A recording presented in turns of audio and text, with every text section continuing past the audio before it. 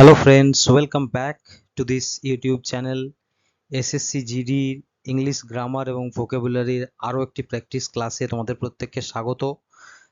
আমরা এই ক্লাসগুলো করাচ্ছি লাস্ট মুহূর্তের সাজেশন ভিত্তিক কিছু PYQ কোয়েশ্চেনের জন্য। তো চলো আজকের ক্লাসটি শুরু করা যাক। এটি আমাদের ক্লাস নাম্বার 3, যেখানে আমরা 20টি গ্রামার থেকে এবং 20টি ভোকাবুলারি থেকে কোয়েশ্চেন নিয়েছি। প্রথম সেগমেন্টে গ্রামারের কোয়েশ্চেনগুলো রয়েছে। তো চলো, এখানে গ্রামাটিক্যাল এরর খুঁজতে বলা হয়েছে। He did not went there yesterday. দেখো, এই সেন্টেন্সটি যদি ভালো করে পড়ে দেখো, এখানে বুঝতে পারবে তোমরা যে এই সেন্টেন্সটি রয়েছে সিম্পল পাস্টে, যেখানে ডিড নট ইউজ হয়েছে, ডিড ভার্বটি ইউজ হয়েছে।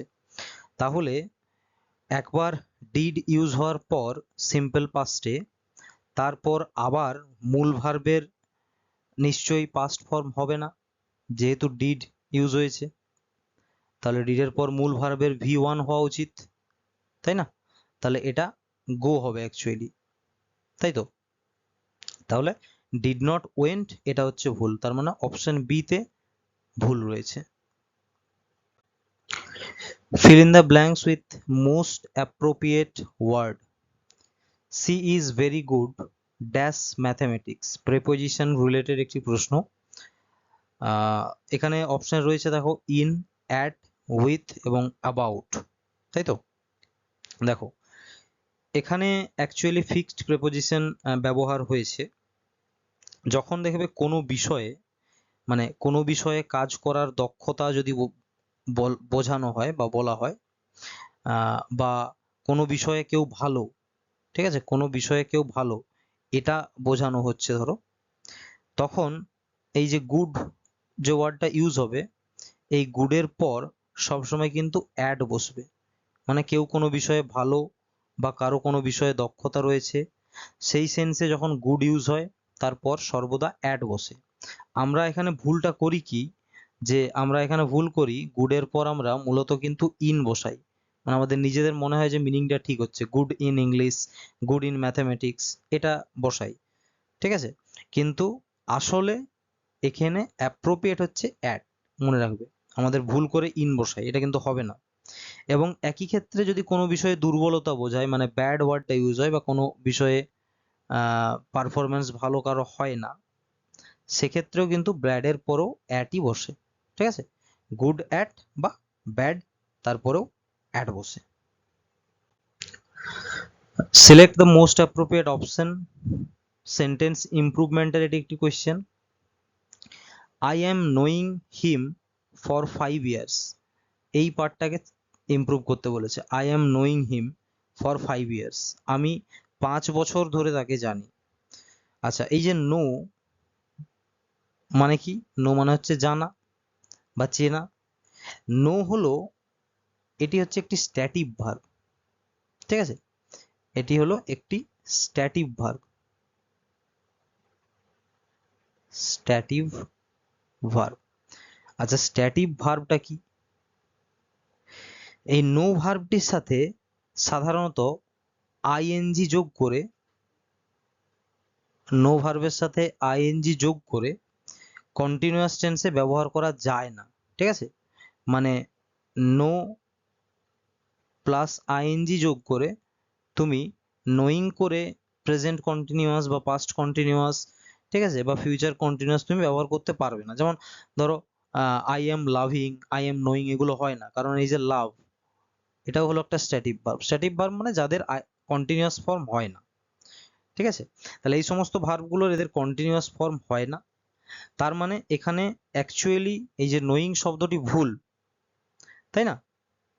তাহলে এখানে অ্যাকচুয়ালি হওয়া উচিত কি, I have known him, I have known হিম হবে, ঠিক আছে? তাহলে যেহেতু, আচ্ছা কেন হচ্ছে দেখো, যেহেতু এখানে ফর 5 ইয়ার্স রয়েছে, তাই না? সেন্টেন্সের মধ্যে ফর 5 ইয়ার্স রয়েছে, তার মানে এখানে কি বোঝাচ্ছে? ফর 5 ইয়ার্স মানে সময়ের একটা ব্যাপ্তি বোঝাচ্ছে, তাই তো? সময়ের ব্যাপ্তি বোঝাচ্ছে, এবং এই সময়ের ব্যাপ্তি বোঝানোর জন্য এটা অ্যাকচুয়ালি হওয়া উচিত ছিল প্রেজেন্টের পারফেক্ট টেন্স। ঠিক আছে, সময়ের ব্যাপ্তি সিন্স বা ফর ইউজ হয় কোথায়? পারফেক্টে। চলো, এখানেও বলা হয়েছে তোমাকে গ্রামাটিক্যাল এরর কোথায় রয়েছে তা খুঁজে বার করতে। সেন্টেন্সটি দেখো যে each of the students are ready for the test. Each of the students are ready for the test. এই রিলেটেড সেন্টেন্স এর আগেও করার সময় বলেছিলাম যে যখন তোমরা ইচ অফ বা নাইদার অফ বা আইদার অফ বলে দিয়েছিলাম, ইচ অফ বা নাইদার অফ বা আইদার অফ এই টাইপের যখন পাবে, শুরুটা হবে সেন্টেন্সের এগুলো দিয়ে, তখন এদের পর যে নাউনটি বসে সেই নাউন সবসময় প্লুরাল হয়। ঠিক আছে, এদের পর নাউনটি প্লুরাল হবে, কিন্তু তারপর যে ভার্ব বসবে সেটি কিন্তু সিঙ্গুলার হবে। ঠিক আছে, তাহলে প্লুরাল ভার্ব বসেছে কিন্তু নাউন বসেছে, কিন্তু এখানে ভার্বটি যেটি এসে সেটিও প্লুরাল, তার মানে এটি ইজ হওয়া উচিত ছিল অ্যাকচুয়ালি। তার মানে অপশন বি তে আমাদের ভুল রয়েছে। fill in the blanks with appropriate article. He is dash European citizen. আচ্ছা, এই ওয়ার্ডটাকে যদি আমরা ভেঙে দেখি, এর উচ্চারণ হচ্ছে ইউরো। ঠিক আছে, ওয়াই ইউ দিয়ে হচ্ছে উচ্চারণটা অ্যাকচুয়ালি, ইউরোপিয়ান নাকি ইউরোপিয়ান, ইউরোপিয়ান কিন্তু নয়।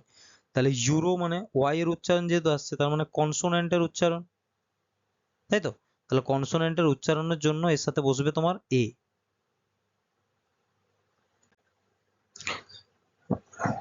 পরবর্তী সেন্টেন্স দেখো, no sooner had the match started then it began to rain. এখানে কিছু মনে রাখার নেই, একটি সেন্টেন্স যেটি দেখবে নো সুনার দিয়ে শুরু হয়েছে, যে সেন্টেন্সগুলো, এই নো সুনারের একটা রুল আছে না, এই নো সুনারের সাথে সব সময় কি বসে? দেন বসে, বসবেই দেন। এখানে দেখো দেন দিয়েছে, তাই না? তাহলে এটাই ভুল রয়েছে, এটা হবে দেন, নো সুনারের সাথে দেন বসে, THAN, মনে রাখবে এটা। Change the voice active to passive, active voice থেকে প্যাসিভ ভয়েসে চেঞ্জ করতে বলা হয়েছে। দে আর প্লেইং ক্রিকেট, যদি টেন্স দেখি আমরা, subject, helping verb, main verb, object, খুব সহজ। প্রেজেন্ট কন্টিনিউয়াস, তাই তো? সাবজেক্ট, তার সাথে অ্যামিজার, হেল্পিং ভার্ব, মেন ভার্বের সাথে আইএনজি যোগ, অবজেক্ট, প্রেজেন্ট কন্টিনিউয়াস টেন্সে রয়েছে। তাহলে প্রেজেন্ট কন্টিনিউয়াস টেন্সে ভয়েস চেঞ্জ যখন করা হয়, মানে প্যাসিভে করা হয়, তখন কিছুই না, এই যে ভার্বের ইজ, অ্যাম বা আর যেটা থাকে, শুধুমাত্র তার সাথে বিং যোগ হয়, এবং আমাদের যে মেন ভার্বটা থাকে সেটা সবসময় পাস্ট পার্টিসিপল, তো ভয়েস চেঞ্জের ক্ষেত্রে হয়। তাহলে দেখো, ক্রিকেট, ক্রিকেট যেহেতু লাস্টে অবজেক্ট ছিল, সেটা এসে সাবজেক্ট হবে, সব জায়গাতে ক্রিকেট আছে। এরপর ক্রিকেটের পর ইজ বসবে নিশ্চয়ই, ক্রিকেট ইজ, ক্রিকেট ওয়াজ হচ্ছে না, ক্রিকেট ইজ হচ্ছে, ক্রিকেট হ্যাজ এটাও হচ্ছে না। এরপর বলা হচ্ছে যে বিং আসবে, প্রথমেরটাই দেখো বিং নেই, তার মানে এটা correct answer, option C. Grammatical error খুঁজে বার করতে বলেছে, he gave me many informations about the exam. আচ্ছা, ইনফরমেশন শব্দটা যদি দেখো তোমরা, ইনফরমেশনস এটা অ্যাকচুয়ালি কি পার্টস অফ স্পিচ অনুযায়ী? ইনফরমেশন হচ্ছে একটি নাউন, এবং নাউনেরও কি নাউন? এটি একটি আনকাউন্টেবল নাউন, আনকাউন্টেবল নাউন। তাহলে আনকাউন্টেবল নাউন মানে কি? এদেরকে তো গণনা করা যায় না, আনকাউন্টেবল মানে যাকে কাউন্ট করা যায় না। তাহলে আনকাউন্টেবল নাউনের নিশ্চয়ই প্লুরাল হয় না, যাকে গুনতেই পারবো না তার প্লুরাল কি করে করবে, তাই না? তাহলে ভুল রয়েছে অপশন বি তে, এখানে ইনফরমেশন হবে। এইরকম আরো কিছু ভার্ব রয়েছে, নাউন রয়েছে, ফার্নিচার প্লুরাল করা যায় না, ঠিক আছে? অ্যাডভাইস প্লুরাল করা যায় না, লাগেজ প্লুরাল করা যায় না। এই শব্দগুলো প্রত্যেকটাই আনকাউন্টেবল নাউন, এদের প্লুরাল হয় না, এদের সাথে এস বা ইএস যোগ করা যায় না, ঠিক আছে? তাহলে এদেরকে যদি প্লুরাল করতে হয় তখন করবে কিভাবে? এদের সাথে পিসেস অফ যোগ করে দেবে, পিসেস অফ বা আ লট অফ, ঠিক আছে, এগুলো যোগ করে করা হয়, যেমন a lot of information, a pieces of furniture, ঠিক আছে, এইভাবে এদের প্লুরাল করা হয় মূলত। Fill in the blank with the most appropriate word.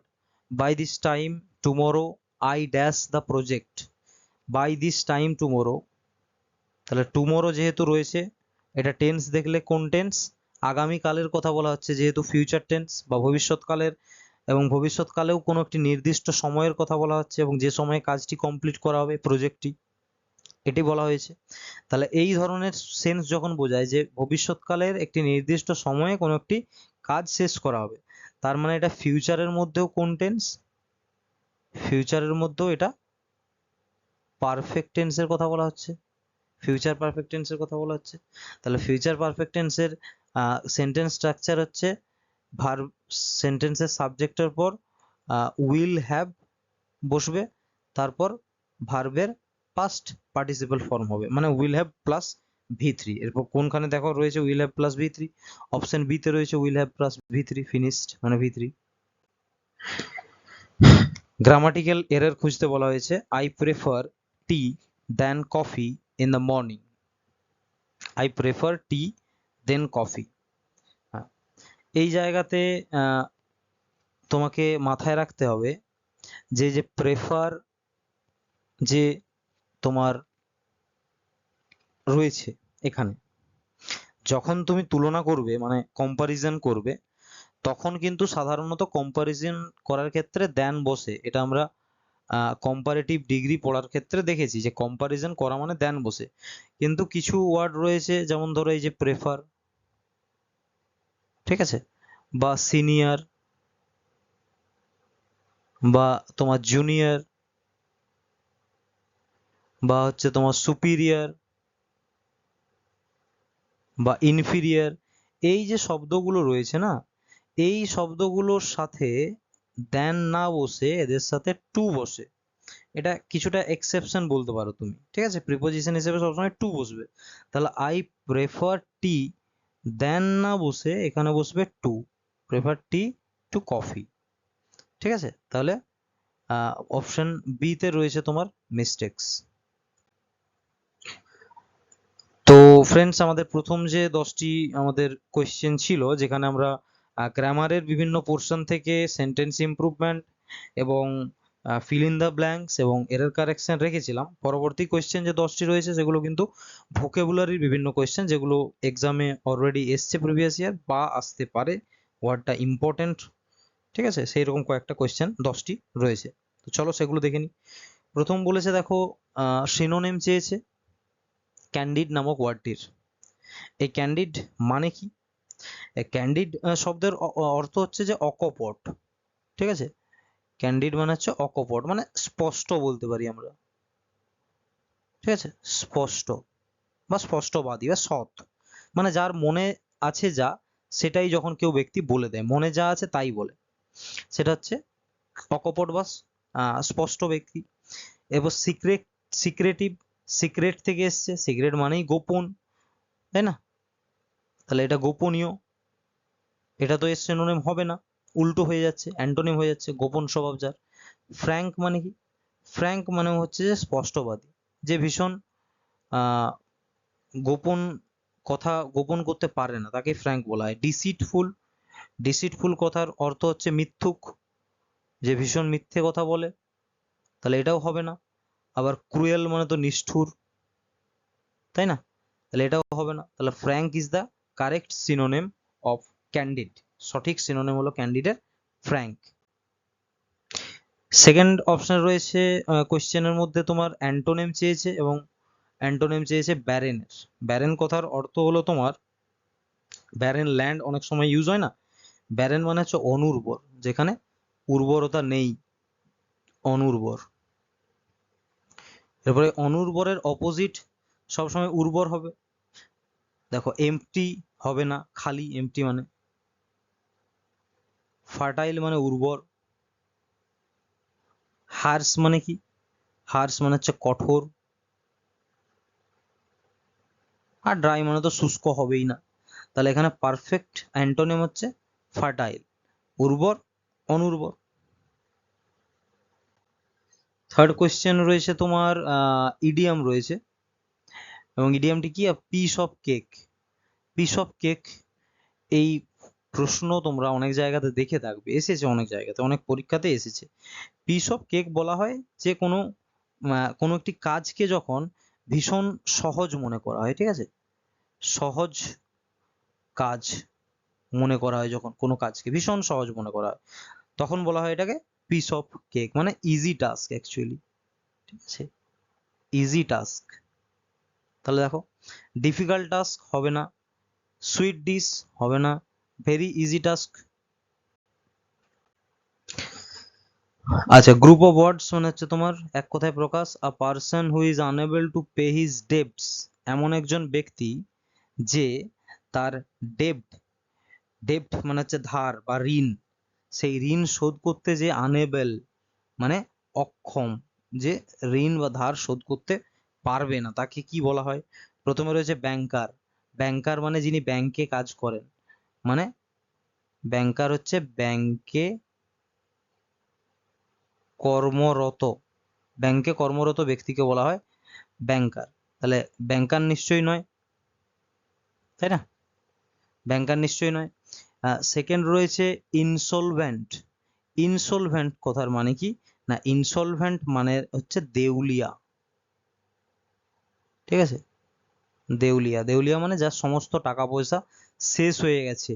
Lender মানে যে ঋণ দেয়, যিনি ঋণ দেয় তাকে বলা হয় লেন্ডার। আর মাইজার মানে হচ্ছে কৃপণ, ভীষণ কৃপণ। তার মানে এখানে পারফেক্ট হচ্ছে তোমার দেউলিয়া, যে সমস্ত টাকা পয়সা শেষ করে ফেলেছে।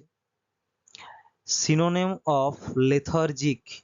লেথার্জিক শব্দটির মানে হলো ভীষণভাবে অলস, অত্যন্ত অলস বা ধীর গতি সম্পন্ন, ঠিক আছে, বা ক্লান্তও বলতে পারি আমরা। তাহলে এর সমার্থক শব্দ বলেছে এনার্জেটিক, মানে কি? এনার্জেটিক মানে তো চটপটে, ঠিক আছে না? আচ্ছা, অ্যাক্টিভ মানেও সেম, আবার অ্যালার্ট মানেও কিন্তু সেম। দেখো, এই তিনটে শব্দ আমরা যদি খুব ভালো করে দেখি, এই তিনটে শব্দই কিন্তু এর অ্যান্টোনেম, ঠিক আছে, খুব ভালো করে দেখো, একই রকমের মানে। আর স্লাগিস এর মানে অপোজিট, স্লাগিস মানে হচ্ছে ক্লান্ত, স্লাগিস মানে হচ্ছে ক্লান্ত। তাহলে স্লাগিস হয়ে যাবে এর সিনোনিম, বাকিগুলো হয়ে যাচ্ছে তোমার অ্যান্টোনিম। এই প্রশ্নে অ্যান্টোনিম চেয়েছে জাইজেন্টিকের। জাইজেন্টিক শব্দর অর্থ হলো বিশাল, ঠিক আছে, জাইজেন্টিক মানে হচ্ছে বিশাল বা অতি বৃহৎ বলতে পারি আমরা, অতি বৃহৎ, বিশাল বড়। তাহলে প্রথম যে অপশন রয়েছে হিউজ, হিউজ মানেও তো বিশাল, তাহলে বিশালের বিপরীত শব্দ তো বিশাল হবে না। এনরমাস মানেও বিশাল বা বৃহৎ, ঠিক আছে। আচ্ছা, ম্যাসিভ মানেও হিউজ, একই মানে এদের। টাইনি মানে হচ্ছে ছোট বা ক্ষুদ্র, তাহলে টাইনি হলো ওর বিপরীত শব্দ বা অ্যান্টোনিম। এখানে বলেছে তোমার appropriate meaning of the given idiom under the weather. Under the weather, এই যে ইডিয়ামটি রয়েছে এর মানে কি? এর মানে হলো শারীরিকভাবে সামান্য অসুস্থ, সামান্য অসুস্থতা, ঠিক আছে, শারীরিক অসুস্থতা, কিন্তু মানসিক নয়, শারীরিক অসুস্থতা। তাহলে সামান্য শারীরিক অসুস্থতাকে আমরা বলি আন্ডার দ্য ওয়েদার। তাহলে এনজয়িং দ্য রেন, দেখো সব সময় মনে রাখবে যে আক্ষরিক যে অর্থ তা কিন্তু কখনোই মানে হবে না তাদের। এই যে রেন ওয়েদারের সাথে লিঙ্ক রয়েছে, আক্ষরিক অর্থ কিন্তু ইডিয়ামের মানে কখনো হয় না। ফিলিং স্লাইটলি ইল, কিছুটা খারাপ অনুভব করা। গেটিং ওয়েট, ভিজে যাওয়া, দেখো এটাও আক্ষরিক আসছে। ট্রাভেলিং, একটাও হবে না বাকি।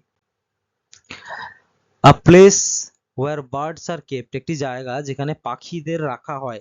এক কথায় প্রকাশ করতে বলেছে। অ্যাকোরিয়াম মানে আমরা জানি যেখানে কাদের রাখা হয়, মূলত মাছেদের রাখা হয়, তাই না? মাছেদের যে রাখার জায়গা সেটাকে বলা হয় অ্যাকোরিয়াম। এরপরে অ্যাপিয়ারি, অ্যাপিয়ারি কথার অর্থ যেখানে মৌমাছিকে রাখা হয় বা বীজদেরকে রাখা হয়। এভারি, এভারি মানে হচ্ছে যেখানে পাখিদের রাখা হয়। আর জু মানে কি? জু মানে হচ্ছে চিড়িয়াখানা, ঠিক আছে, চিড়িয়াখানা। তার মানে এখানে কারেক্ট আনসার হচ্ছে এভিয়ারি। কারেক্ট স্পেলড ওয়ার্ড মানে তোমাকে বলেছে সঠিক স্পেলিং কমিটি। কমিটি এই স্পেলিংটির মধ্যে খুবই সহজ, এম টি এবং ই এই তিনটে লেটার দুবার করে থাকে, ঠিক আছে, এম দুটো, টি দুটো, ই দুটো। কোথায় আছে দেখো, একটা এম রয়েছে হচ্ছে না, দুটো এম রয়েছে কিন্তু একটি টি রয়েছে হচ্ছে না, দুটো এম, দুটো টি, দুটো ই, এটাই correct answer. One word substitution দিয়েছে, one who looks at the dark side of things, এমন একজন ব্যক্তি যিনি মানে কোনো বিষয়ের যে কোনো ডার্ক সাইড গুলো দেখেন, ঠিক আছে, সবসময় নেতিবাচক মানে খারাপ দিকটা। এখানে ডার্ক সাইড মানে হচ্ছে যে, ডার্ক সাইড মানে হচ্ছে এখানে তোমার জীবনের বিভিন্ন খারাপ দিক, বা বলতে পারি আমরা নেতিবাচক, নেতিবাচক বিভিন্ন দিকটা যিনি আগে দেখেন, তাহলে সেই ব্যক্তিটাকে কি বলা হয়? আশাবাদী কি হবে, কি অপটিমিস্টিক মানে আশাবাদী। আচ্ছা, আশাবাদী ব্যক্তি নিশ্চয়ই আগে খারাপ দিকটা দেখবেন না, হবেই না এটা। ইন্ট্রোভার্ট মানে কি? ইন্ট্রোভার্ট মানে যিনি আহ এটাকে বাংলায় বলা হয় অ্যাকচুয়ালি অন্তর্মুখী ব্যক্তি। অন্তর্মুখী মানে যিনি নিজের মধ্যেই থাকতে পছন্দ করেন, চুপচাপ থাকেন, তাদেরকে ইন্ট্রোভার্ট বলা হয়, এর সাথে তো কোনো সম্পর্কই নেই। ফিলান্থ্রপিস্ট মানে হচ্ছে যিনি মানব দরদী মানুষ, মানব দরদী, তাকে বলা হয় ফিলান্থ্রপিস্ট। আর পেসিমিস্টিক মানে কি? নিরাশাবাদী বা হতাশাবাদী, নিরাশাবাদী বা হতাশাবাদী। তো সেটাই বলেছে যে নেতিবাচক বা নিরাশাকে আগে ঠাঁই দেয়, তাকে বলা হয় পেসিমিস্ট। তো ফ্রেন্ডস, আজকে আমাদের যে 20টি কোয়েশ্চেন ছিল, যার মধ্যে 10টি প্রশ্ন আমরা নিয়েছিলাম গ্রামার থেকে, এবং বাকি 10টি প্রশ্ন নিয়েছিলাম আমরা ভোকাবুলারি থেকে, যেগুলো আসন্ন তোমাদের জিডি থেকে প্রচন্ড হেল্পফুল হবে আমি আশা রাখছি। তো যারা ক্লাসটি শেষ অবধি দেখলে, প্রত্যেকেই যদি ভালো লেগে থাকে আমায় কমেন্টে জানিও অবশ্যই। আর চ্যানেলে নতুন হলে চ্যানেলটিকে সাবস্ক্রাইব করে দিও, বন্ধুদের সাথে ক্লাসটি শেয়ার করো, এছাড়া পাশে থাকবে। দেখা হচ্ছে পরের ভিডিওতে। সবাই ভালো থাকো, সুস্থ থাকো।